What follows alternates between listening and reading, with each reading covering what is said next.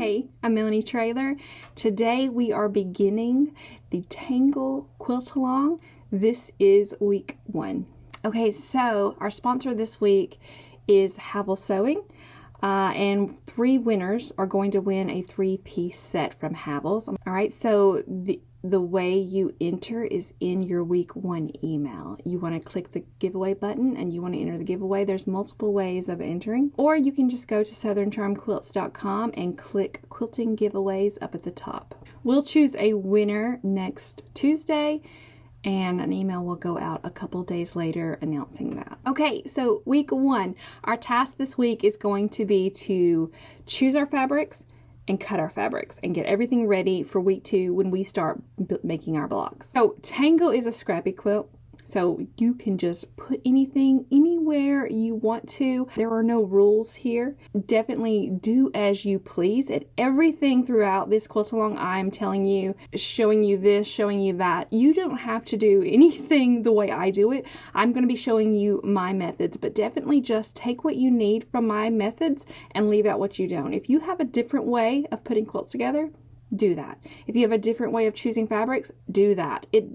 There is no right or wrong in quilting. There's only what works best for you. All right, so what we're going to do is I'm going to show you a couple of different looks to Tangle. So Tangle is a basket weave quilt. Any fabric can go anywhere. There doesn't have to be any kind of organization in how you're putting it together. You could literally put any fabric beside any other fabric and it'll be fine. That being said, you may want to consider different types of looks you can get. All right, so we're talking about things that we can do on Tangle Quilt that will change the look of it.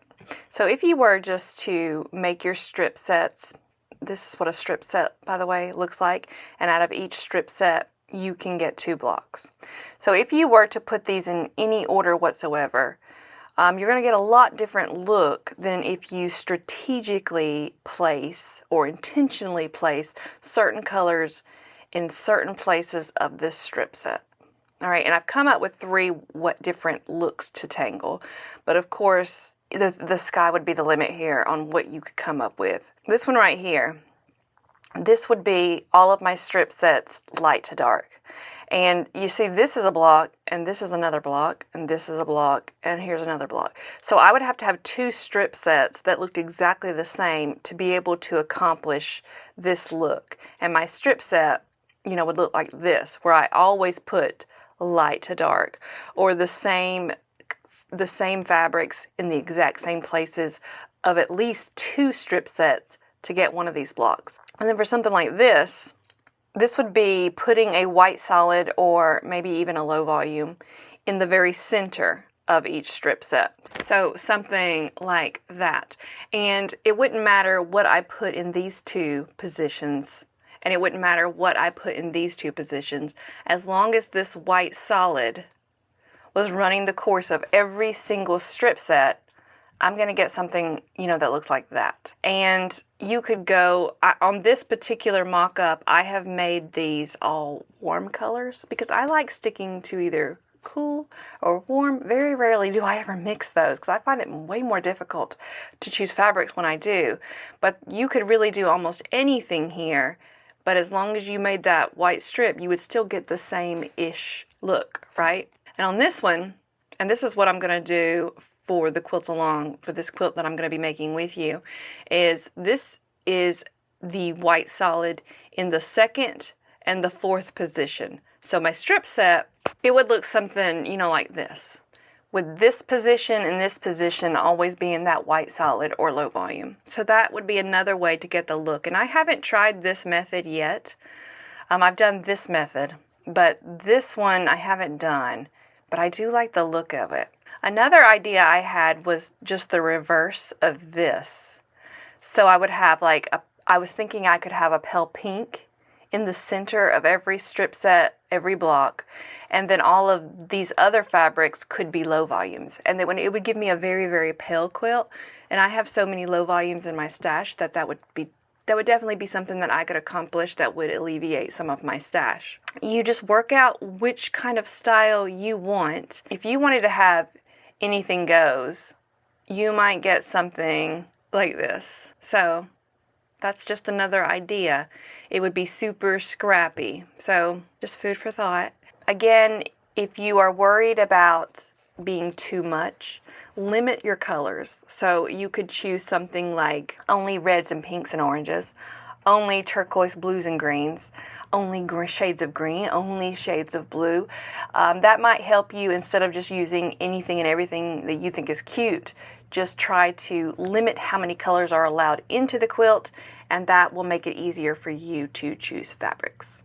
All right, I'm going to do a little math with you. You definitely don't need to do this. You can just straight use the pattern, and anything, if you wanted to do that, anything goes. Just use your pattern, right? But if you're trying to be, intentional about where you place so that the quilt has a little bit of a different look, we're going to do some math together. So I'm going to show you how I work that out. I'm going to make that 70 by 70 inch quilt size, and I'm going to make it using my new Petal Passion fabrics that come out this December. I'm going to use all of them but the dark green. This one I'm going to save for binding, yeah, I think I'm going to save this one for binding. So I'm going to use this stack. I might actually pull this one too since it's so light, and then just use these, okay? So most of these, this one's very low volumey, but I think it'll be fine. And most of them are very in the same color-ish family. So that is what I'm going to be doing, on my quilt. I'm going to put a white solid in that second and fourth position. But I need to find out how many white strips that I need since I'm being so intentional. So let's take a look at the pattern. So I'm gonna need 25 strip sets, and I want to have two white solids strips in each of those strip sets. So I need 50. All right, so I'm just gonna take that number 50 off the total strips that I need. So I'm looking at that line on page 40 of the pattern that says if you're counting strips, which is what I'm going to be doing. It gives you a number for how many strips you need based on each of the pattern sizes. I'm going to subtract 50 from that number, and that's how many strips that I'm going to cut in my Petal Passion fabrics. So again, looking at that page 40 pattern, it also tells you a fat quarter number. So if you wanted to just gather up a stack of fat quarters, it shows you how many fat quarters you need. And that number is using the entirety of the fat quarter. So you will get all the strips that is possible to get out of each fat quarter, and you would use that. But if you're trying to use up more fabric in your stash, trying to use up smaller pieces, then you want to shift to that counting strips number instead of the fat quarters. All of your cutting is going to be the same. It's just that instead of cutting all the strips you can get from one fat quarter, you might just cut two. So same thing that we've been working on this whole year, using our stash versus buying a stack of fat quarters. So, but again, if you want to use fat quarters, feel free. That's perfectly fine. Let's move on to preparing and cutting our fabrics. Okay, so for whatever reason, I've lost audio on this video, so I'm just going to do a little voiceover. But we need to prepare our fabrics, and the way I prepare fabrics is with pressing spray and my iron.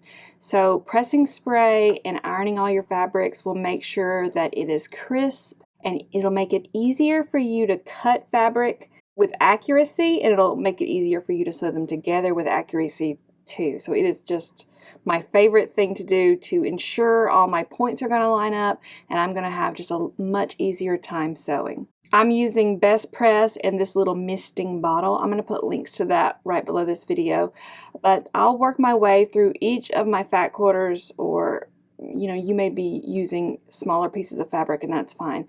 So work your way through everything that you plan on cutting, and you want to spray it with your pressing spray, and then you want to iron it. All right, so here's that selvage again, right? And I'm going to put this edge of my fabric, I'm going to put it on one of those lines running across my cutting mat. And then I'm also going to make sure this edge of my fabric overlaps a vertical line that I'm going to cut on. All right, so that's one. I'm going to get myself up to 6 here.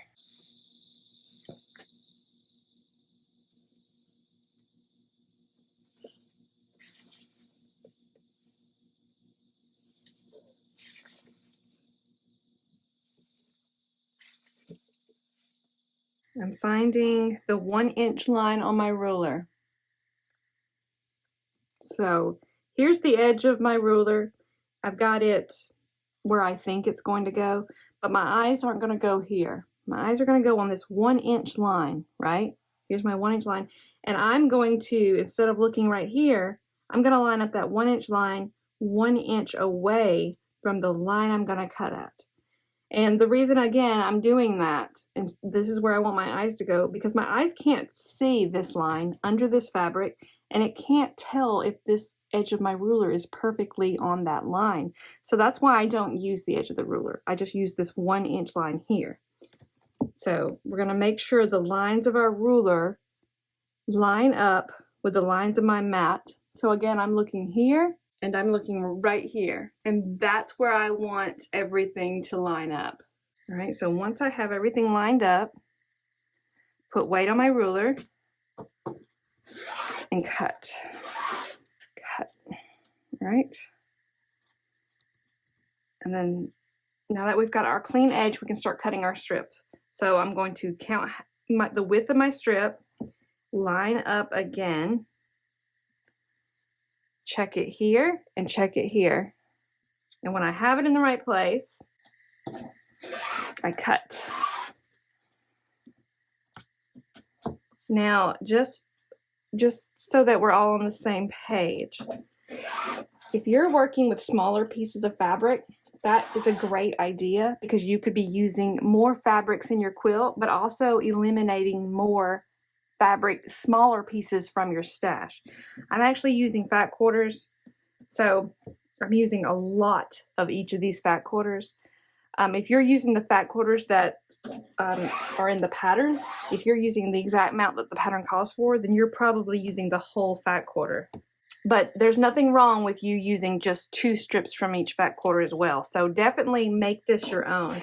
I've written the pattern both ways so that you can choose, you know, the way you want to cut your fabric, because everybody's stash is different. Everybody's stash is holding different size pieces and things like that. I'm going to finish cutting up these. All right, so that is all this week. Choose, prepare, and cut your fabrics, and then next week I will see you when we start block making. Don't forget to enter that giveaway, and let me know if you have any questions or comments or anything like that. Links to all the products I used are right below this video. I will see you next week.